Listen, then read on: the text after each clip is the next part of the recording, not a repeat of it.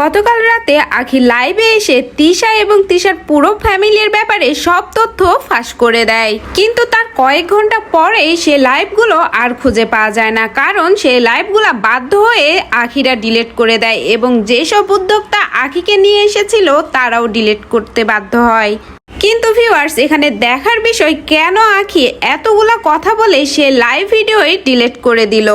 তো চলেন ভিউয়ার্স, ঘটনার বিস্তারিত জেনে নেওয়া যাক। ঘটনার বিস্তারিত জানতে ভিডিওটি এক চুল না টেনে সম্পূর্ণ দেখতে থাকুন। প্রসঙ্গত, গতকাল রাতে আখি তার প্রমোশনাল কাজের জন্য লাইভে আসে এবং সেখানে কিছু ফেক আইডি দিয়ে নানা রকম কথা বলতে শোনা যায় আখির ব্যাপারে।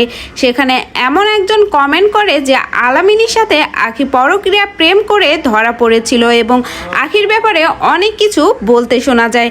আর আখিও এসবগুলা দেখে বুঝতে বাকি থাকে না এই কমেন্টগুলা কারা করছে। আখি ঠিকই বোঝা যায় যে এই কমেন্টগুলা তিশা বলছে, কারণ লাইভে সেই ফেক আইডি দিয়ে এমন কিছু কমেন্ট করা হচ্ছিল সেগুলা আখি তিশাকে ছাড়া আর কাউকে বলেনি। সেই ব্যাপারগুলো তিশা ছাড়া আর কেউই জানতো না। একের পর এক নানান রকম কমেন্ট পড়তে পড়তে এক পর্যায়ে আখি অনেক বেশি ক্ষেপে যায় এবং একে একে তিশাদের ব্যাপারের পুরো তথ্য ফাঁস করতে থাকে।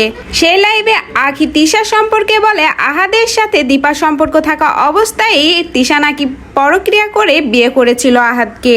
শুধু তাই নয়, এর আগে নাকি তিশা অনেক ছেলের সাথে অনেক রকম ভাবে খারাপ সম্পর্ক গড়ে তুলেছিল। তিশা নাকি অনেক বেশি উশৃঙ্খল ছিল এবং অনেক গোপন তথ্য আখিকে তিশার বেস্ট ফ্রেন্ড জানিয়ে দেয়। এছাড়া আহাদও নাকি অনেক রকম বাজে সম্পর্কের সাথে জড়িয়েছিল এবং একের পর এক পরক্রিয়া করতে থাকে আহাদ। এছাড়া আখি আরো বলে আখি নাকি আহাদের তৃতীয় বউ ছিল না। আখির আগেও আহাদ অন্য একটি মেয়ের সাথে বিয়ে করে এবং সেই বিয়ে মাত্র 7 দিন স্থায়ী ছিল। আহাদের সাথে আখির বিয়ের বিষয়েও তিশার সাথে নাকি আখির কোনো রকমই কথা হয়নি। যা কিছু কথা হয়েছিল আহাদের সাথে এবং তাদের সাথে দেখা করতে গিয়েছিল আখি এবং সেখানে জোর করে তিশা আহাদের সাথে বিয়ে দিয়ে দেয় আখির। এবং আখি এও জানায় যে আখি নাকি তখন বিয়ে করতে চায়নি, বাসায় চলে আসতে চেয়েছিল, কিন্তু তিশা আখিকে আসতে দেয়নি। এক কাপড়ে আহাদের সাথে বিয়ে দিয়ে নিয়ে গিয়েছিল। লাইভে আখি তিশার মায়ের ব্যাপারেও অনেক তথ্য দেয়। তিশার মা নাকি লিভ টুগেদারে থাকে, 8 বছর ধরে লিভ টুগেদারে থাকে এবং আগের স্বামীর সাথেও নাকি ডিভোর্স হয়ে গেছে। আমি তো বলি না এগুলো কোনো কিছু, আমার মা যে লিভিংয়ে থাকে 8 বছর। শুধু তিশাই নয়, তিশাদের পুরো ফ্যামিলি নাকি ক্যারেক্টারলেস, তাদের পুরো ফ্যামিলি নাকি নষ্ট। আখি বলতে থাকে এই কথাগুলো আমি কখনোই বলতাম না, আমি বারবার লাইভে এসে বলেছি আমার মুখ খুলাস না, আমার মুখ খুললে মুখ লুকানোর জায়গা পাবি না। তারপরেও তো আমি লাইভে আসলে তোরা একের পর এক ফেক আইডি দিয়ে কমেন্ট করতে থাকিস, তাই আজকে আমি সব বলে দেব, সব ফাঁস করে দেব।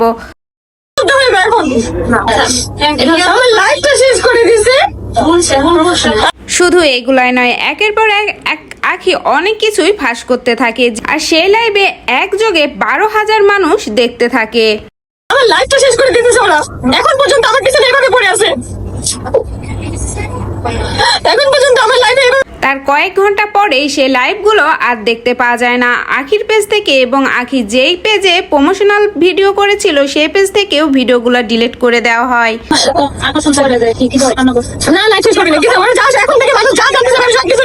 আর সে লাইভগুলো ডিলিট করে দেওয়ার অন্যতম কারণ ছিল তিশা এবং আহাদ আখি এবং আখি যে 2টা পেজে প্রমোশনাল কাজ করেছিল সেই 2টা পেজের অনারের নামে মামলা করে আদালতে।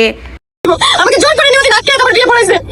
আমি বাসায় চলে আসতে চাইছি, রাতে 10টা বাজে আমাকে বাসায় আসতে দেয়নি, আমি এক কাপড় করে গেছি। আইনি নোটিশ পাওয়ার পরে আখি এবং আখি যে 2টা পেজে কাজ করেছিল তাদের অনাররা সেখানে উপস্থিত হন এবং তাদের যে ভুল হয়েছে সেটা স্বীকার করে নেন।